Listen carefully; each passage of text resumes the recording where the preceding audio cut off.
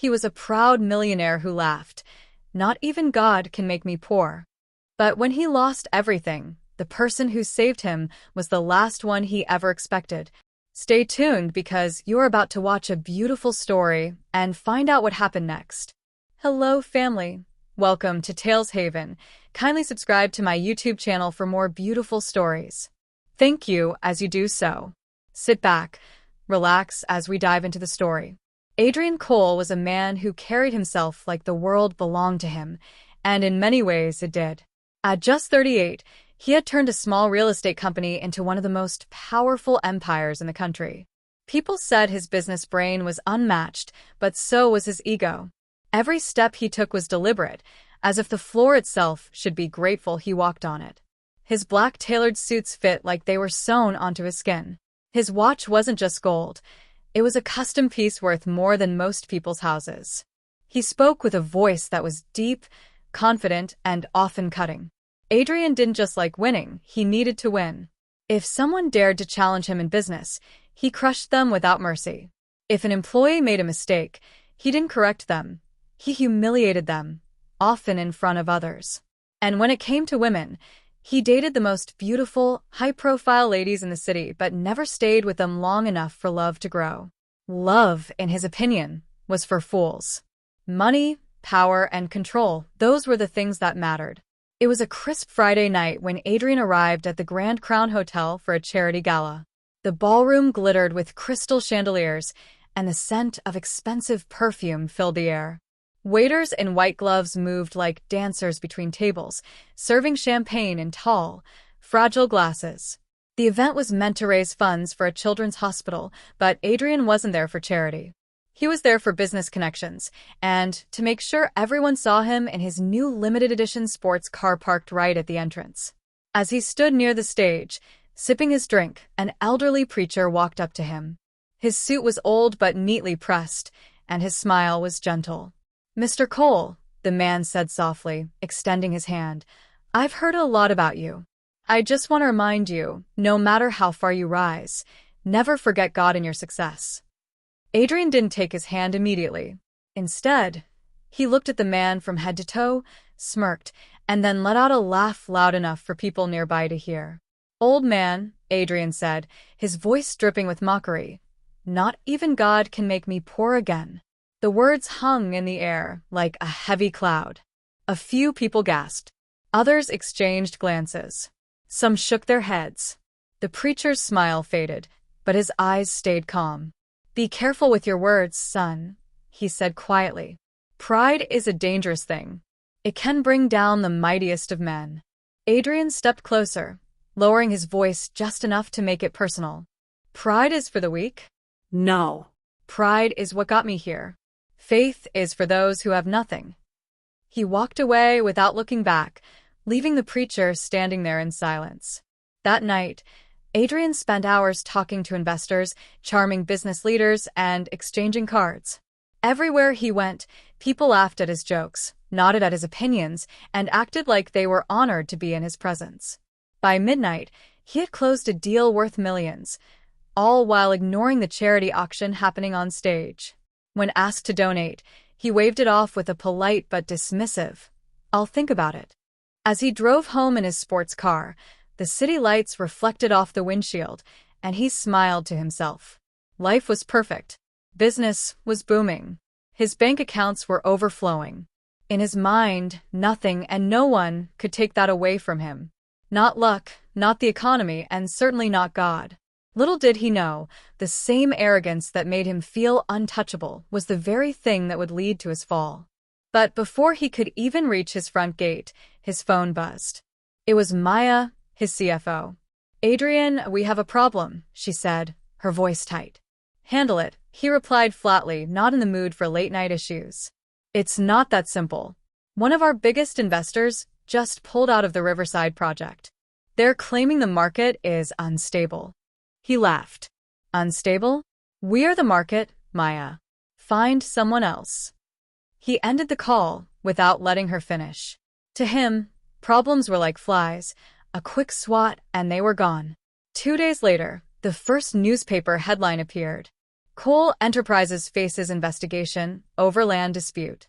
Adrian sat in his corner office, the paper spread across his desk, a glass of whiskey beside it.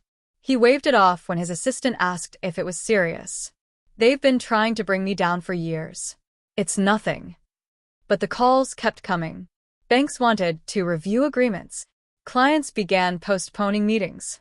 A week later, government officials froze one of his company accounts over what they called pending inquiries. Still, Adrian refused to panic. "I'm Adrian Cole. I can buy my way out of anything." Then came the lawsuit. A competitor accused him of fraud in a multi-million-dollar deal. It didn't matter that the claims were exaggerated. The court orders were real. His legal team was expensive, but the battle was draining both his time and his money. Worse, the media smelled blood. News channels replayed old clips of him bragging about his success, including the now infamous moment from the gala where he had said, "Not even God can make me poor again." Everywhere he went, he felt eyes on him, some full of pity, others full of quiet satisfaction. One by one, the pieces of his empire fell away. He sold his penthouse to cover legal fees. His beloved sports car went next. His so-called friends stopped inviting him to events. The glamorous women who once fought for his attention were suddenly too busy. Maya, the last loyal member of his team, finally resigned. "I can't do this anymore, Adrian. You won't listen to anyone. And I don't think you see how bad it is." He didn't reply. He just watched her walk out, her heels clicking against the marble floor that once echoed with power. Within a year, the man who once owned towers in the city was living in a one-bedroom apartment with peeling paint and a view of a brick wall. His phone, once ringing all day, now sat silent. One cold evening, he walked into a small diner with just enough change for a cup of coffee. The waitress, a young woman with tired eyes, gave him a sad smile as she set it down. He tried to smile back, but it felt foreign. Staring at the dark liquid, he muttered under his breath, "Not even God can make me poor. Huh? Look at you now." For the first time in his adult life, he didn't feel powerful or untouchable or admired. He felt empty. And somewhere deep in that emptiness, a crack had opened, one that would soon let something else in. The coffee had gone cold, but Adrian still held the cup as if the heat might return and warm his hands. The diner's neon sign hummed. A TV in the corner played the news on mute. His face flashed on the screen for a second in an old interview, smiling, proud, untouched by fear. He looked away. He left a few coins on the table and stepped into the night. The air was sharp and damp. His breath came out in small clouds as he walked with no plan, just moving because stopping meant thinking, and thinking hurt. He turned down a side street he had never noticed before. It was quiet, the kind of street where everything seemed smaller. Tiny shops with hand-painted signs, windows with warm yellow lights, a bakery that smelled of sugar and cinnamon. In the distance, he heard something soft. Music. Not loud, not perfect. Gentle. A voice carrying a note like a hand reaching for him. Adrian followed it. At the end of the street stood a small church with white paint peeling around the door. A single light glowed above the entrance. The music came from inside, one voice, steady and calm, with a piano that missed a key now and then but didn't stop. He stood at the doorway and listened. He didn't know the song, but it felt familiar, like the sound of rain on a roof. He told himself to leave. He had no business in a church, yet his feet didn't move. He stepped in. The sanctuary was simple. Wooden pews, plain walls, a cross at the front, and a few candles flickering low. 6 or 7 people sat spread out, heads bowed. Near the front, a woman stood by the piano, eyes closed, singing with a soft strength that filled the empty spaces. She wasn't dressed to impress. A simple dress. A cardigan. Her hair pulled back. But something about her quiet presence made the room feel safe. When the song ended, the small group began to pray, and the woman opened her eyes. She noticed him. Not the way the world used to notice him, calculating what they could gain, but like she had simply found someone who looked tired and needed a seat. "Hi," she said, walking down the aisle with a careful smile. You look cold. Sit, please. Her voice sounded like warm tea. Adrian nodded and slid into a pew. He didn't know what to do with his hands. He stared at the wood grain in front of him, the little scratches where time had pressed down. When the prayer ended, the woman sat beside him, leaving a respectful space. I'm Grace, she said. Of course she was, he thought. Grace. He hesitated. His name carried weight. It opened doors. Lately, it only opened old wounds. Adrian. She studied his face for a second, not rudely, just trying to see him. You're welcome to stay as long as you like. We keep the doors open in the evenings. Some people need a quiet place. A quiet place. He had lived in palaces and never found one. He nodded. The music was nice. It's not perfect, she said, with a laugh that was light and real, but it's honest. He didn't know why it mattered, but it did. They sat in silence for a while. He listened to the soft sounds of people shuffling out, the creak of the old building, the way the candles popped softly as they burned. Would you like tea? Grace asked. The kettle is always on in the back. I don't want to trouble you. It's no trouble. She stood. Come. He followed her through a side door into a small room with a square table, mismatched chairs, and a crock of sugar on the counter. She poured hot water over a tea bag and slid the mug toward him. The steam rose, and he felt it on his face. He hadn't realized how cold he'd been. Thank you, he said. He meant it. They didn't jump into stories. Grace asked simple questions. Did you find us by accident? How is your evening? And she let his short answers be enough. She didn't pry. She didn't ask where he lived or what he did or why his eyes looked like he hadn't slept in a year. When he finished the tea, she rinsed the mug, set it upside down on a towel, and walked back toward the sanctuary. He stood to leave. Then he surprised himself. Can I sit in there a bit longer? Of course, she said. The light stays on until the last person leaves.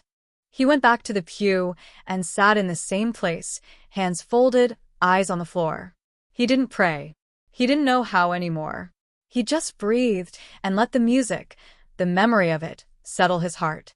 That night, for the first time in months, he slept. He returned the next evening.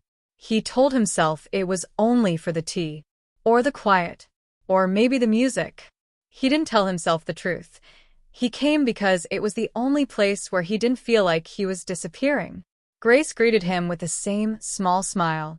Welcome back, she said, as if he'd never left. They learned each other slowly, like reading a book line by line.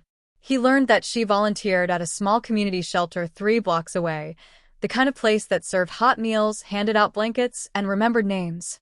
She learned that he used to work in real estate, said carefully, like the words might break. She didn't ask the question behind his eyes. How did it all fall apart? She gave him time. On the 4th evening, rain tapped the windows while she washed cups in the back room. He stood in the doorway, unsure, then picked up a towel and began drying. You don't have to, she said. I know, he replied. I want to. They worked together without talking much. The clink of cups. The soft scrape of ceramic. The warm, quiet feeling of doing a small thing well. When they finished, he tried to set the towel down without looking at her. But he felt her gaze. Adrian, she said gently, may I say something honest? He nodded. You look like a person who has been running a long time, she said. From pain, but also from people. He swallowed. People can be cruel. They can, she agreed. We can. Sometimes we hurt on purpose. Sometimes we're so afraid that we hurt anyway. The words slipped out before he could stop them. I hurt people, he said. It was almost a whisper. Not always on purpose. Sometimes on purpose. Grace didn't move. She didn't step closer or step away. She let the truth sit between them like a chair that needed a name. Thank you for being honest, she said. Truth is the first warm room after winter. He looked down. His hands were shaking. He clenched them until they stopped. I don't know how to fix it, he said. You don't have to know tonight, she replied. Tonight, sit. Breathe. Let the quiet hold you. He sat. He breathed. He didn't deserve a soft chair in a soft room with a soft voice telling him it was okay to be broken. But he took it like a man takes water in the desert, slow, careful, with both hands. Days turned into a gentle pattern. He came when the lights were on. He drank tea that she never seemed to run out of. Sometimes she sang, sometimes she only hummed a half-remembered tune. They talked about little things. How the bakery on the corner always sold out early, how the heater in the sanctuary made a small clicking sound before it worked, how people left their burdens on pews and came back to find them lighter. One evening, a man in a worn coat wandered in, shivering. Grace wrapped a scarf around his neck, pressed a warm paper cup into his hands, and asked his name like it was treasure. Adrian watched. Something pulled in his chest, a gentle ache. He remembered names too, names on contracts, names under buildings, names on lists he'd used to measure his power. This was different. These names were people before they were numbers. After the man left, Grace turned to Adrian. "The shelter could use strong hands tomorrow," she said. "Only if you want to. No pressure." He heard himself ask, "What time?" 10, she said. "We're repainting a wall. It keeps getting scuffed. People lean on it when they're tired." He almost said no. Pride rose out of old habit. He swallowed it. "I'll come." She nodded, not surprised, not excited, just grateful in a quiet way that made the yes feel like it belonged to him too. That night, back in his small apartment, he stood by the window and looked at the brick wall. It wasn't beautiful, but in the glass he saw his own reflection, thinner, older, yes.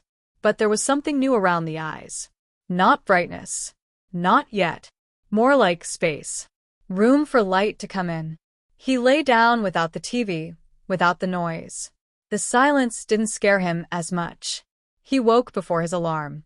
The shelter smelled like soap and onions. Pots clanged in the kitchen. Laughter burst from a corner as two women folded donated clothes and told stories about a dog that kept stealing socks. The place was alive in a way that didn't need money to prove it. Grace handed him a paint tray and a roller. "We tape the edges first," she said. "Slow is faster in the end." He smiled at the sentence. "Slow is faster," he repeated, tasting the new wisdom on his tongue. They painted. The wall drank the fresh color. He wiped a drip with the edge of a cloth, careful, focused, present. He hadn't felt present in years. Deals had kept him living 3 days ahead, always planning, always performing. Here, the only plan was to cover the gray and make it clean. An older man shuffled in with a cane and sat in a chair nearby. He watched Adrian work. After a while he said, "You paint like you used to build things." Adrian paused. "I did once." The man nodded. "Then you'll be fine. Hands remember." Hands remember. The words went somewhere deep. At lunch, they ate simple soup and bread at a long table. Grace bowed her head for a brief prayer. Adrian bowed his too, not because he suddenly believed, but because respect felt right in a room where people had so little and shared so much. When they finished, Grace walked with him to the door. "Thank you," she said. "For showing up." He shrugged. "It was just a wall." "It was more than a wall," she replied. "It was a beginning." He almost asked, a beginning of what? But his heart already knew, a beginning of becoming someone who could look in a mirror without flinching. He turned to leave, then stopped. "Grace," he said, voice low, "I wasn't just hurt by life. I hurt others too." She met his eyes, steady. "I know," she said softly. "I can hear it in the way you apologize to a wall when you smudge it." A small smile. Then, with gentleness that carried weight, "You've been hurt, and before that, you hurt others too." The words didn't crush him. They freed him. Truth often does. He nodded once, like a man signing his real name for the first time. "I'll be back tomorrow," he said. "We'll be here," she answered. Outside, the day felt different. The city hadn't changed. The streets were still loud, the air still cool, the world still busy with its own survival. But Adrian's steps had weight and direction. He wasn't floating anymore. He was walking. He slipped his hands into his pockets and smiled to himself. Not the old proud smile, but a small, private one that said, "Maybe there's a way back. Not to the life I had, but to a life I can live. And somewhere deep inside, the crack that had opened widened just enough for a thin line of light to pass through. The next morning, Adrian woke before the sun. He made his bed, washed his face, and stood by the small window of his apartment. The brick wall looked the same, but something in him did not. He put on his cleanest shirt, tied his laces, and walked back to the shelter. Grace was already there, sleeves rolled, hair tied back, a calm light in her eyes. "You came," she said. "I said I would," he replied. "Good," she smiled. "We have work." They started with a delivery, bags of rice, crates of tomatoes, cartons of milk. Adrian lifted, carried, stacked. No one thanked him like they used to in boardrooms. No one clapped. It felt right. Inside, pots rattled. He chopped onions, eyes stinging, while a teenage boy named Jamal washed potatoes and told a silly joke about a chicken that refused to cross any road. Adrian laughed. It felt strange and soft in his chest. "Paint dries better if you're patient with it," said the older man with a cane, settling into a chair near the wall Adrian had painted the day before. "I'm learning," Adrian answered. "Hands remember," the man nodded, then added. "Hearts do too, if we let them." Bit by bit, the hours filled with simple tasks, mopping a corner, fixing a loose hinge, wiping tables. Every job had a beginning and an end. He hadn't felt that kind of peace in years. Around noon, the lunch line formed. People shuffled forward, tired but hopeful. Adrian carried trays down the line, passing bowls and bread, eyes lowered in focus, until a face stopped him cold. "Mr. Cole," the man said quietly. Adrian's throat tightened. Leo. A junior analyst he had once humiliated in a meeting for misplacing a document. Something small, something human. Adrian had made it a public wound. "I'm Leo," the man repeated, unsure. "I remember," Adrian said. He set the tray down and looked him in the eye. "Leo, I was cruel to you. I'm sorry." Silence pressed in. The room kept moving around them, spoons clinking, voices buzzing. But this moment stood still. Leo blinked. "I lost that job," he said, not angry, just honest. "It took me a long time to try again." "I can't erase what I did," Adrian said, voice low. "But if you want help with your resume, or just someone to read it, I'll be here after lunch." Leo studied him for a beat, then nodded once. "Okay." When Leo moved on, Adrian stood for a second with his hand on the counter. His pride wanted to run. His new heart stayed. Grace had seen from across the room. She didn't rush to praise him or make it easy. She simply met his eyes and gave a small nod that said, "That was the right thing." Slow is faster. In the afternoon, they taped a second wall. "Slow is faster," Grace reminded, smiling. This time, Adrian didn't hurry. He pressed the tape smooth, rolled the paint with steady strokes, and wiped drips before they fell. "Looks clean," Jamal said, thumbs up. "Looks cared for," Grace added. That evening, Adrian walked home with paint on his forearm and soup in a paper cup. The city noise didn't bother him. He drank the soup at his small table and wrote a short message to Maya. No excuses, no spin. "Maya, I'm sorry for the way I treated you and the team. You were right about the danger we were in. Thank you for the years you carried weight I should have shared. I don't expect anything from you. I just needed to say this. Adrian." He stared at the sent notification, then closed his eyes. It felt like placing a heavy stone on the ground. 2 days later, Maya replied. Coffee. 30 minutes. Bright cafe. 2 p.m. He arrived early and chose a quiet corner. When Maya walked in, she looked strong, composed, the same sharp mind in her eyes. She sat, folded her hands, and waited. "I won't waste your time," Adrian began. "I was arrogant. I didn't listen. You were loyal to a leader who didn't deserve it. I'm sorry." Maya studied him. "You were hard to follow," she said. "But I learned a lot trying." "I'm not here to ask you for anything," he said. "Only to say the words I should have said years ago." She let out a soft breath, something between release and relief. "Thank you for that." They spoke a few more minutes about the shelter, the painting, the meals. When he mentioned the broken hinge and the taped corners, Maya's mouth curved. "You sound like a project manager now," she teased lightly. "I'm learning slow," he said. At the door, Maya paused. "A friend of mine runs a small community housing trust. They're renovating an old building. Budget is thin. Risks are many. They need advice, not ego. Can I pass your number?" Adrian swallowed.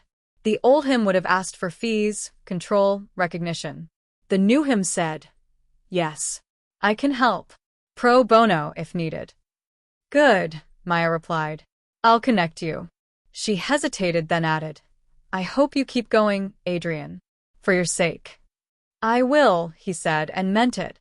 The Housing Trust's office was one room with a whiteboard, a wobbly table, and people who cared more than they slept.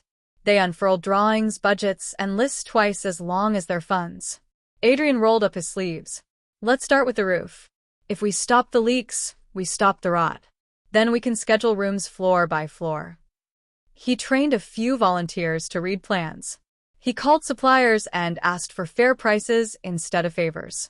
He posted a schedule on the wall and checked boxes with a small, simple joy he hadn't felt since his first honest win years ago. On site, he wore a hard hat and boots. He measured, listened, and most knew of all, asked for help when he didn't know. "Slow is faster," he told the team with a grin. "Tape the edges." Grace stopped by with sandwiches and fruit. She watched him explain a step twice to a tired teenager without raising his voice. When he turned, she caught his eye. Pride, clean and quiet, passed between them. That evening, as they walked back toward the church, Grace said softly, "I like this you." "I like this me too," he answered, surprised to hear it out loud. A week later, the older man with the cane sat near the door again, hands folded on the handle. After watching Adrian help a woman fill out a housing form, he motioned him over. "I used to be rich," the man said plainly. "Houses. Cars. A name on a sign. I thought it meant I was safe." "What happened?" Adrian asked. "Pride," the man replied. "And a few bad turns. I lost it all. I was angry at God. Then I met people who didn't need my money to see me. I learned to breathe again. I'm not as wealthy now," he smiled. "But I am free." A quiet heat rose in Adrian's chest. "I understand," he said. "I think you do," the man nodded. "Hold on to that freedom. Don't measure your life with the old ruler." Near the end of the month, an old business acquaintance, Daniel Harper, walked onto the job site, hard hat in hand. "Adrian." Daniel blinked. "I heard rumors you were here. Thought they were lies." "They used to be," Adrian said, half-smile. Daniel looked around at the organized chaos. "We've got a small renovation, 8 units over a grocery. Tight budget, tighter timeline. No games. Interested?" Adrian breathed in. The old rush tried to return. He let it pass. "Yes. But I'll do it right. No shortcuts." Daniel nodded. "That's why I asked." He handed over a thin folder. "Call me tomorrow." When Daniel left, Adrian stood still for a moment. He felt no need to shout, no itch to brag. He only felt grateful and ready to work. That night he wrote numbers at his small table. Costs, pay, a fair wage for 2 men from the shelter who needed steady work. When he was done, he set aside a modest portion for the shelter's boiler that always wheezed in winter. He didn't call it anything. He just called it right. Grace invited him to church the next week, not as a duty, but as a welcome. He sat with her in the back row. The pastor spoke about second chances and the danger of a hard heart. Adrian didn't argue. He listened. When it came time to pray, he bent his head. His first words were clumsy, short, real. "God, I don't know how to talk to you. But I'm here. I'm sorry for who I was. Help me be different tomorrow." No light flashed. No crowd gasped. But a steady warmth settled inside him like a hand on his shoulder. After the service, he and Grace walked slowly down the steps. "I keep thinking of Leo," he said. "And Maya. And the people whose names I don't know anymore." "Then keep going," Grace replied. "Make right where you can. Live right where you are." He nodded. "I want to thank people too. Not just in private. I want to say it out loud. The truth. All of it. Then ask for a minute next Sunday, she said gently. Tell your story. Not to impress. To set it free. He looked toward the small wooden cross at the front of the church, then back at her. Will you stand with me? I will, Grace said. The week flew by, calls with Daniel, measurements on site, soup at the shelter, laughter with Jamal. 2 more walls painted clean. At night, Adrian wrote lines on a page and crossed them out, searching for words that were not excuses. On Sunday morning, the church felt both small and huge. He stood at the back with his hands shaking, the note folded in his pocket, Grace beside him. When the pastor announced, "We have someone who wants to share a testimony," Adrian took a breath that reached all the way down. He stepped forward, heart steady, ready, at last, to tell the truth. Adrian stood at the front of the church, the small wooden cross behind him. The morning sunlight streamed through the high windows, painting the floor in soft gold. He could hear his own heartbeat, loud and steady. Grace was in the front row, her hands folded, her eyes steady on him. Not to push him, but to hold him up. He cleared his throat, his voice lower than usual. Most of you don't know me, he began. And if you do, you might know me for the wrong reasons. A few people nodded, recognizing him from the old news clips, the ones that had replayed his arrogance over and over. I was a man who thought money could buy anything, respect, love, even happiness. I thought I was untouchable. I once told someone not even God could make me poor again. A ripple moved through the crowd. He let the words sink in. Well, he said with a small, sad smile, I was wrong. I lost everything. My wealth, my friends, my name. I had nothing left but the mirror, and even that reflected a stranger I didn't like. He paused, his hand tightening on the edge of the pulpit. But then, I walked into this place one night. I didn't come looking for God. I didn't come to change. I came because I heard music, and I met a woman who didn't ask me for my resume or my past. She just asked if I wanted tea. A few smiles appeared in the pews. Grace's eyes softened. That small kindness opened something in me. She invited me to the shelter. She taught me to work with my hands again. And little by little, I started to see that my life wasn't over. It was just beginning again, this time built on something real. Not pride, not greed, but people, forgiveness, Love. and yes, faith.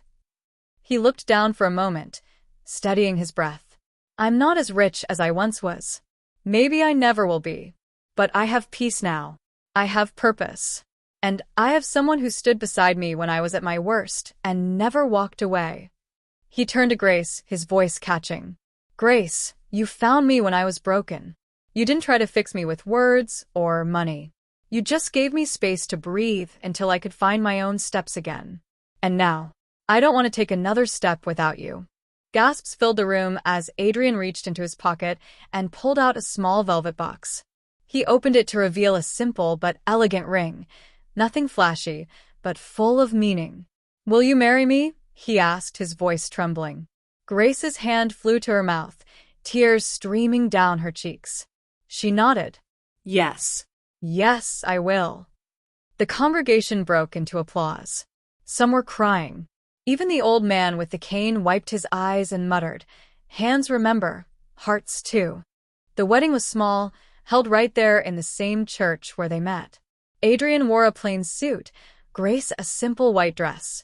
There were no media cameras, no celebrity guests, no gold-plated decorations, only people who had walked with them through their hardest days. At the reception, held in the shelter's dining room, Jamal brought out a cake he had helped bake, and Leo, now working at a small accounting firm, stood to give a toast. I used to think I'd never forgive this man, Leo said, looking at Adrian. But he showed me that change is possible. Not just for him, but for all of us. Adrian lowered his head, humbled. In the months that followed, Adrian took on more projects with the Housing Trust and Daniel's company. He refused to cut corners or overcharge, and soon his name began to carry a new kind of reputation, one of honesty and fairness. He hired workers from the shelter, giving them steady income and a chance to rebuild, just as he had. And every Friday evening, he and Grace served dinner at the shelter together. They worked side by side, laughing, listening, and remembering what mattered. One evening, as they locked up the shelter, Adrian stood on the steps with Grace and watched the sunset paint the sky. "I used to think success was the size of my bank account," he said quietly. "Now I know it's the size of the peace in my heart." Grace leaned her head on his shoulder. "And the size of the love you give," she added. He smiled, not the proud, arrogant grin of his past, but a warm, content smile of a man who had been to the bottom and learned to rise again. In the distance, the church bell rang. Adrian closed his eyes for a moment and whispered a simple prayer. "Thank you for taking everything I didn't need so I could finally see what I do." Hand in hand, he and Grace walked down the street, not toward a mansion or a limousine, but toward a life they were building together. One brick, one act of kindness, and one step of faith at a time. And this time, Adrian Cole knew. It wasn't about never falling again. It was about learning how to rise, and who to rise with. That brings us to the end of this video. I hope you find this story worth watching. If you do, kindly subscribe to my YouTube channel for more beautiful stories. Like and share this video to your friends and loved ones. Your support and engagement encourage me to post more videos. Thanks for watching.